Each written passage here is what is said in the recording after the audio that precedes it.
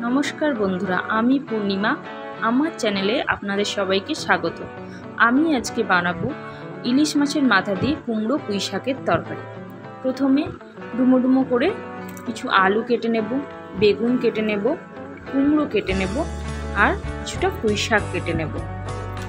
मशलार जन्य आमरा निये निয়েছি একটা শুকনো লঙ্কা, তেজপাতা, 5 ফোড়ন, 4টে কাঁচা লঙ্কা, 1 চামচ নুন, 1 চামচ জিরে গুঁড়ো, হাফ চামচ লঙ্কা গুঁড়ো, 1 চামচ হলুদ গুঁড়ো। এরপর কড়াইতে তেল দিয়ে নুন হলুদ মাখানো ইলিশ মাছের মাথাগুলো ভালোভাবে ভেজে নেব।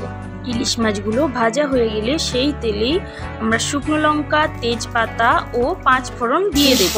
কেটে রাখা একে একে আলু, বেগুন ও কুমড়ো দিয়ে দেব, দিয়ে একটু নাড়াচাড়া করব। এরপর কেটে রাখা সব পুঁই শাকগুলো দিয়ে ভালোভাবে নেড়ে নেব। এরপর একে একে নুন, হলুদ, লঙ্কা গুঁড়ো, জিরে গুঁড়ো দিয়ে ভালোভাবে নাড়াচাড়া করে নেব। এরপর ভেজে রাখা মাছের মাথাগুলো দিয়ে ভালোভাবে মিশিয়ে নেব। কুমড়ো পুঁই শাকটা সেদ্ধ হওয়ার জন্য 1 বাটি জল দিয়ে দেব।